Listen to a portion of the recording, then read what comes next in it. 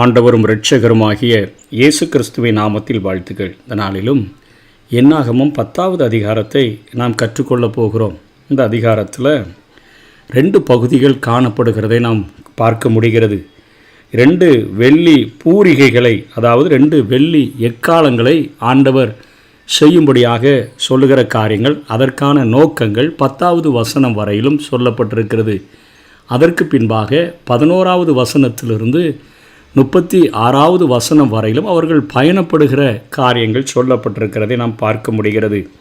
2 வெள்ளி பூரிகைகளை உண்டு பண்ணும்படி மோசேக்கு அங்கே கட்டளை கொடுக்கப்படுகிறது. அதிலே ஒரு காரியம் என்ன? ஒரு பூரிகை எதற்காக? சபையார் எல்லாரும் ஆசரிப்பு கூடார வாசலுக்கு கூடி வருகிறதற்கு. அது வசனம் 3-7 இந்த 2 வசனங்களிலும் பார்க்கிறோம். பயணம் செய்ய தொடங்குகிறதற்கான உத்தரவை வெளிப்படுத்துகிறதற்கு, அதாவது வருகிறதற்கும் அவர்கள் புறப்பட்டு செல்லுகிறதற்குமான அந்த உத்தரவை கொடுப்பதற்கு, அதே போல் தலைவர்களை கூடி வர செய்கிறதற்கு, பிரபுக்கள் என்று போட்டிருக்கிறதே, தலைவர்களை கூடி வர செய்கிறதற்கு, அதே போல் பகைவர்களுக்கு எதிராக போர் செய்ய செல்லுகிறதற்கு, இப்படி என்று சொல்லி 4 வகையான காரியங்கள். அதே போல் இன்னொரு காலம் பண்டிகை நாட்களை அது அறிவிப்பதற்கும் சிறப்பான நாட்களை அறிவிப்பதற்கும் ஊதப்பட்டதென்று வசனம் 10 பார்க்கிறோம். வெவ்வேறு நோக்கங்களுக்கு வெவ்வேறு அழைப்புகள் பூரிகைகளின் மூலமாக, எக்காலங்களின் மூலமாக அது கொடுக்கப்பட்டது. பெருந்தொனியாக அந்த எக்காலங்களை முழங்கும் பொழுது அது புறப்படுகிறதற்கான சத்தம் என்பதை புரிந்து கொள்ள வேண்டும் என்று வசனம் 5 சொல்லுகிறது. அப்பொழுது கிழக்கில் இருந்த கோகாத்தியர் முதலில் பயணம் செய்ய தொடங்க வேண்டும். 2வது பெருந்துணியாய் முழக்கத்தின் போது தெற்கே இருந்து அங்கே கோகாத்தியர் பயணத்தை தொடங்கினார்கள். அதனைத் தொடர்ந்து மேற்கே இருந்தவர்களும் வடக்கே இருந்தவர்களும் தங்களுடைய வரிசையின்படி பயணத்தை தொடங்கினார்கள் என்று நாம் பார்க்கிறோம். பாலைவன பயணத்தின் போது மட்டுமின்றி அவர்கள் குடியிருந்த நாட்டிலும் பூரிகைகள் ஊதப்பட்டன என்று சொல்லி வசனம் 9 நாம் பார்க்கிறோம். உங்கள் தேசத்தில் என்ற சொற்களை நம்ம பார்க்கும் பொழுது தேவன் ஆபிரகாமுக்கு அளித்த வாக்குறுதியை நிறைவேற்ற வேண்டும், அவனுடைய சந்ததியாருக்கு அவர் நாட்டை வழங்க வேண்டும். ஆனால் அவர்களுடைய கீழ்ப்படியாமை மற்றும் உண்மையற்ற தன்மை தான் அவர்கள் அந்த நாட்டுக்குள்ளே உட்புகுந்து அவர்கள் குடியேறுகிறதற்கு ஒரு 40 ஆண்டுகள் தாமதப்படுத்தி விட்டதை நாம் பார்க்கிறோம். இந்த எக்கால சத்தம், அதாவது இந்த வெள்ளி பூரிகைகளை குறித்து நம்ம பார்க்கிற பொழுது இந்த அதிகாரத்தில் முதல்ல ஆண்டவர் தன்னுடைய ஜனங்களை வழிநடத்துகிறதற்கு வசனங்களை கொண்டு வழிநடத்துகிறார் என்பதை புரிந்து கொள்ள வேண்டும். 2வது பகுதியில் தேவ பிரசன்னம் நம்மை வழிநடத்துகிறது. இன்றைக்கு ஒரு ஆவிக்குரிய மனிதனுக்கு அவனை வழிநடத்துகிறதற்கு மனிதர்கள் இன்றி ஆண்டவர் தேவனுடைய வசனத்தின் மூலமாகவும் தேவனுடைய பிரசன்னத்தின் மூலமாகவும் அவர் வழிநடத்த விரும்புகிறார். இன்றைக்கி ஒரு பேருந்து ஓட்டுகிறவர், அவர் விசில் சத்தம் கேட்டவுடனே நம்ம எல்லாருக்கும் தெரியும் அவர் எதனை குறிப்பிடுகிறார் என்று. அந்த நடத்துனருக்கு அந்த விசில் ஊதின உடனே, அந்த சத்தத்தை கேட்டின உடனே ஓட்டுநர் வண்டியை ஓட்டணுமா இல்லை நிறுத்தணுமா என்று தீர்மானிக்கிறார். இஸ்ரவேல் மக்களுக்கு இத்தகைய குறியீடுகளாக தான் வெள்ளி எக்காலங்கள் கொடுக்கப்பட்டிருந்தன. அவற்றினுடைய அந்த ஒளியின் தன்மையை பகுத்தறிகின்ற காதுகள் அவர்களுக்கு இருந்தன. இன்னதை அந்த சத்தம் கூறுதுன்னு சொல்லி யாருக்கும் அங்கே விலக்கி சொல்ல வேண்டிய அவசியம் இல்லை. ஓசை ஒழுங்கின் அடிப்படையில் அவர்கள் வாழ்க்கை, அந்த நடக்கைகள் அமைந்தால், ஒரு அந்த இசை அது எழுப்பின உடனே அவர்கள் புறப்படணுமா, அங்கே ஆசரிப்பு கூடாரத்தில் கூடி சேரணுமா, அல்லது போருக்கு ஆயத்தப்படணுமா, இப்படி என்கிற எல்லா காரியங்களையும் அவர்கள் அறிந்திருந்தார்கள். பயணம் செய்யணுமா, பண்டிகைக்கு கூடணுமா, ஆராதனைக்கு கூடணுமா, எந்த குழப்பமின்றி தங்களை ஆயத்தப்படுத்தி கொண்டார்கள் என்பதை இந்த சத்தத்தின் மூலமாக நாம் புரிந்து கொள்ளுகிறோம். ஓசையை பகுத்தறிகிற காதுகள் இல்லைன்னு சொன்னால் பண்டிகைக்கு செல்ல வேண்டிய நேரத்தில் அவர்கள் போருக்கு போகிற மாதிரி ஆயத்தப்பட்டு வந்து விட வேண்டியதாக இருக்கும். போருக்கு புறப்பட வேண்டிய நேரத்தில் பண்டிகை கொண்டாடுகிறதற்கு வந்தது போல தோன்றிவிடும். இன்றைக்கி இஸ்ரவேல் வாழ்வில் வெள்ளி எக்காலங்களுக்கு அங்கே இன்றியமையாத ஒரு இடத்தை ஆண்டவர் வைத்திருக்கிறதை பார்க்கிறோம். இன்றைக்கு ஆவிக்குரிய இஸ்ரவேலர்களாகிய நமக்கு ஆண்டவர் ஒரு வெள்ளி எக்காலத்தை வைத்திருக்கிறார். அதுதான் மண் குகையில் 7 தரம் அது புடமிடப்பட்ட வெள்ளிக்கொப்பான அந்த சுத்த சொற்களாகிய தேவனுடைய வசனம். இந்த எக்காலத்தினுடைய ஓசையை பகுத்தறிய நமக்கு விருத்த சேதனமுள்ள காதுகள் வேண்டும். அதனை பின்பற்ற கீழ்ப்படிதலுள்ள நம்முடைய இருதயம் இருக்கும் என்று சொன்னால் வசனத்தை கேட்கிறவர்களாய் மாத்திரமல்ல, அதன்படி செய்கிறவர்களாக நாம் இருக்க வேண்டும் என்பதை, தேவனுடைய வசனங்களுக்கு கீழ்ப்படிந்து அதன்படி வாழ வேண்டும் என்கிறதை இந்த முதல் பகுதியானது நமக்கு காட்டுகிறது. இல்லைன்னு சொன்னால் இந்த வசனங்களுக்கு கீழ்ப்படிந்து அதனுடைய தன்மையை புரிந்து கொள்ளாமல், எதற்காக இந்த வசனம் நம்முடைய வாழ்விலே கொடுக்கப்படுகிறது என்பதை அறிந்து கொள்ளாமல் இருந்தோன்னு சொன்னால் நம்ம வேறு பாதையில் நாம் பயணிக்க வேண்டியதாகிறோம். வேதத்தினுடைய விசில் சத்தம் கேட்கக்கூடிய பக்குவமுடையதாக நம்முடைய காதுகளை ஒவ்வொரு நாளும் நம்ம மாற்றிக்கொள்ளுகிறது நமக்கு அவசியமாக இருக்கிறது. ரெண்டாவது பகுதியில் நம்ம பார்க்கும் பொழுது இவர்கள் அங்கே பிரயாணப்பட்டு செல்லுகிற காரியங்களானது சொல்லப்பட்டிருக்கிறது. 11வது வசனமானது இந்த நூலில் ஒரு புதிய ஒரு பகுதியை நமக்கு காட்டுகிறது. இதுவரை மக்கள் சீனாய் மலைப்பகுதியில் தான் இருந்தாங்க. இப்போ 11வது வசனம் முதல் 22வது அதிகாரம் 1வது வசனம் வரையிலும் சீனாய் மலையிலிருந்து மோவாப் சமவெளி வரை அவர்கள் மேற்கொண்ட அந்த பயணத்தினுடைய விவரமானது அங்கே எழுதப்பட்டுள்ளதை நாம் பார்க்க முடிகிறது. இது வாக்கு உரைக்கப்பட்ட அந்த கானான் நாட்டுக்கு சற்று வெளியே நடந்த நிகழ்ச்சிகள் எல்லாம் இங்கே பதிவாகியிருக்கின்றன. இந்த பயணம் ஏறத்தாழ 40 ஆண்டுகள், 1 ஆண்டு 1.5 ஆண்டுகள் தான் முடிஞ்சிருக்குது. 40 ஆண்டுகள் இந்த பயணம் அது தொடர்ந்து நடைபெற வேண்டியது ஆயிற்று. 2வது பஸ்க பண்டிகை கொண்டாட்டத்தின் காரணமாக அவர்கள் 20ஆம் தேதி வரை தங்களுடைய பயணத்தை தொடங்கலை. என்னாகமம் 9ஆம் அதிகாரம் 10-11 வசனங்களில் பார்த்தோமே, அவங்க தூர தேசத்துக்கு போயிருந்தாலோ அல்லது பிணத்தை தொட்டிருந்தாலோ அவர்களுக்கு 2வது மாதத்தில் ஒரு பஸ்கா பண்டிகை ஆசரிக்க சொல்லியிருந்தாரே, அந்த நாட்கள் முடிந்த பின்பாக இந்த பயணம் தொடங்குகிறதை பார்க்கிறோம். பயணத்தினுடைய முதல் கட்டம் இவங்க சீனாய் மலையிலிருந்து பாரான் வனாந்திரம் வரையிலும் அங்கே வருகிறார்கள். ஆயினும் அந்த வனாந்திரத்தை சேர்கிறதற்கு முன்பாக 3 இடங்களில் பயணம் நிறுத்தப்படுகிறதை பார்க்கிறோம். தபேரா, கிப்ரோத் அத்தாவா, ஆஸ்ரோத் ஆகிய இடங்களில் பயணங்கள் நிறுத்தப்படுகிறது. ஆகவே அவர்கள் என்னாகமும் 12:16 தான் உண்மையாக அவர்கள் அந்த வனாந்தரத்தில் பாரான் வனாந்தரத்தை அவர்கள் சென்றடைகிறார்கள். 14 28 வரையிலும் பார்க்கும் பொழுது எந்த வரிசையில் கோத்திரத்தார் அணிவகுத்து சென்றார்கள் என்று அங்கே சொல்லப்படுகிறதை பார்க்கிறோம். ஒவ்வொரு கோத்திரத்தினுடைய தலைவனும் அந்தந்த கோத்திரத்தின் முன் சென்றான். 2வது அதிகாரத்தில் கொடுக்கப்பட்ட அதே வரிசையில் ஒரே ஒரு மாறுதல் மட்டும் இந்த பயணத்தில் அங்கே மாற்றம் செய்யப்பட்டிருக்கிறது. 2:17 படி காத்துக்கு பின்னும் எப்ராயிமுக்கு முன்னும் லேவியர்கள் சென்றார்கள் என்று பார்க்கிறோம்.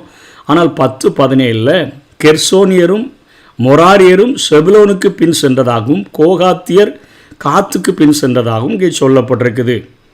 கெர்சோனியரும் மொராரியரும் பனிமூட்டுகளோடு முன் சென்று, கோகாத்தியர் அந்த பரிசுத்த பொருட்களை கொண்டு வருகிறதற்கு முன்பு எல்லாவற்றையும் நிறுவுகிறதற்கு ஏதுவாக இவைகள் மாற்றப்பட்டிருப்பதை நாம் புரிந்து கொள்ள முடிகிறது.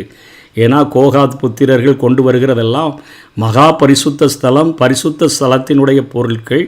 அந்த பனிமூட்டுகள் பரிசுத்தமானவைகளை கொண்டு வருகிறதற்கு முன்பாக ஆயத்தம் செய்யப்பட வேண்டும் என்பதற்காக கெர்சோனியரும் மொராரியரும் அங்கே செபுலோனுக்கு பின் சென்றதாக, அதற்கு பின்பாக கோகாத்தியர் காத்துக்கு பின் சென்றதாக இங்கே சொல்லப்பட்டிருக்கிறதை பார்க்கிறோம்.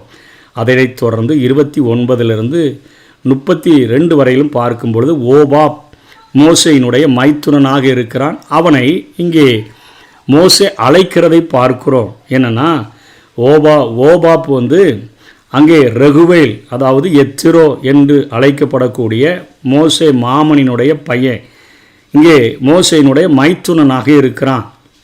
இப்போ ஓபாப் மீதியானியனாக இருந்த காரணத்தினால வனாந்திரத்தை நன்கு அறிஞ்சிருக்கிறான். இதன் காரணமாக அவனை இஸ்ரவேலருடன் கூடி வரும்படி அங்கே மோசே அழைப்பு கொடுக்கிறதை பார்க்கிறோம். எங்களுக்கு கண்களைப் போல இருப்பாய் என்று சொல்லி மோசே அழைக்கிறான். கொஞ்சம் பாதை தெரிஞ்ச ஆளு கூட வந்தால் நல்லா இருக்குமே. நம்ம நிறைய நேரங்களில் ஆண்டவர் வாக்குத்தத்தங்களை கொடுத்திருந்தாலும் வழிநடத்துவேன் என்று சொல்லியிருந்தாலும் கொஞ்சம் மனித உதவிகளை நாம் மாம்சத்தில் இருக்கிறபடினால நாடுகிறது போல இங்கே மோசே எங்கள் கண்களைப் போல இருப்பாய் என்று வழியை நன்காக அறிந்திருந்த அந்த ஓபாப்பை அங்கே அழைக்கிறதை பார்க்கிறோம். அங்கே ஒரு சில நேரங்களில் நம்ம ஒருவேளை விசுவாச குறைவில் மோசே அழைத்தானோ என்பது போல கூட நமக்கு தோன்றுகிறது. அப்படி அவன் அழைக்கப்பட்ட அந்த ஓபாப் இந்த அதிகாரத்தில் பார்க்கும் பொழுது அவர் கூட போனாரா போகலையா அப்படின்னு தெரியல.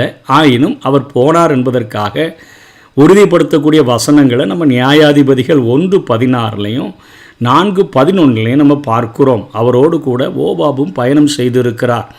இந்த ஓபாப் புறஜாதியனாக இருந்தாலும் கூட அவனுக்கு கானான் தேசத்தில் ஆசீர்வாதம் கிடைத்ததை நம்ம பார்க்கிறோம். ஆண்டவருடைய பிரசன்னத்தை அனுபவித்து வாழ்கிறதற்கு அழைப்பு பெறுகிற போது அதை ஒத்துக்கொண்டு சென்றாங்கன்னு சொன்னால் அவர்களுக்கு ஆசீர்வாதத்தை ஆண்டவர் கொடுக்கக்கூடியவராக இருக்கிறார். தன்னுடைய ஆசீர்வாதத்தில் அவர்களுக்கும் பங்கு அளிக்கக்கூடியவராக இருக்கிறார் என்பதை இந்த பகுதி நமக்கு உணர்த்துகிறது.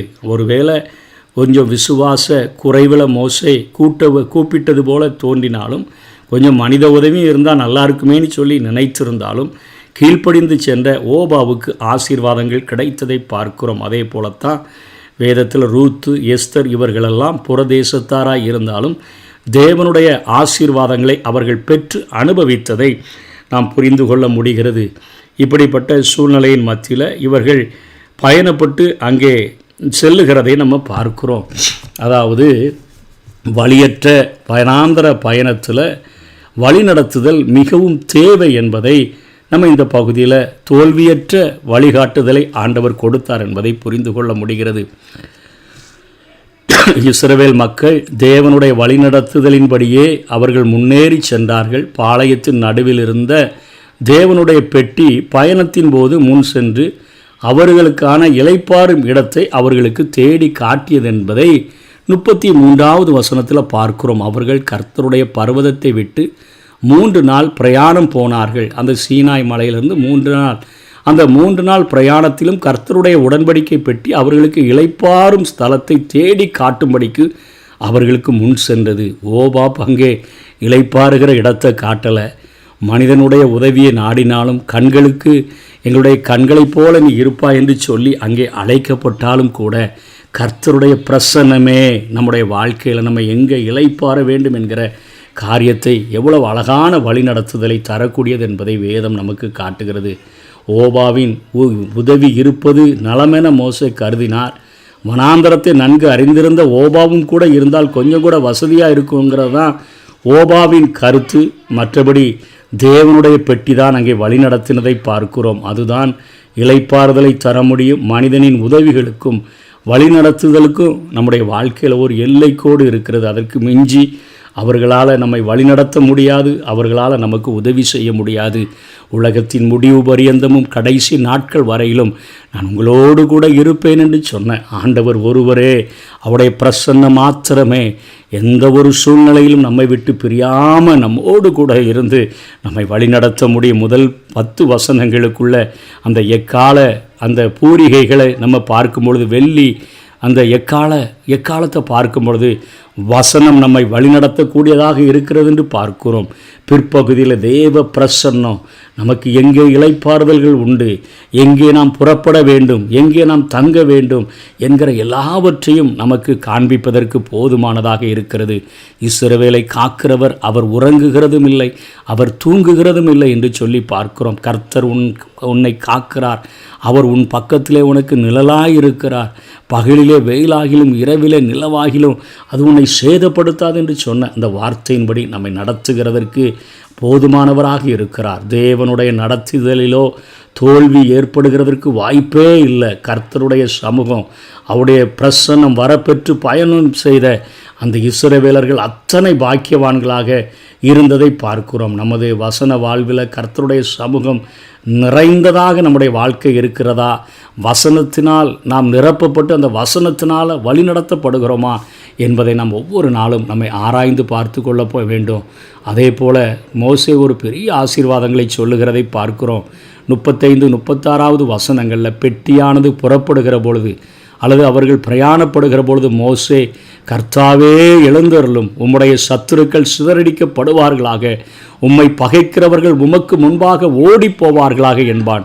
ஒவ்வொரு நாளும் எழுந்தருளும் என்று சொல்லுகிற பொழுது சத்துருக்கள் அங்கே சிதறடிக்கப்படணும், பகைவர்கள் ஓடி போகணும் என்கிற காரியத்தை சொல்லி பயணத்தை மோசே தொடங்குவான். அவர்கள் தங்குகிற போது அநேக ஆயிரவர்களாகிய இஸ்ரவேலரிடத்தில் திரும்புவீர்களாக என்று சொல்லுவான். அதாவது தங்குகிற இடத்துல எங்களுக்கு ஒரு மிகப்பெரிய பாதுகாப்பை, இங்கே லட்சக்கணக்கான ஜனங்கள் தங்கியிருக்கிறார்களே, இவர்கள் மத்தியில் எங்களோடு கூட நீர் தங்கும், இஸ்ரவேலிடத்தில் திரும்புவீராக என்று சொல்லுகிற காரியங்களோடு கூட இந்த அதிகாரம் முடிவடைகிறது.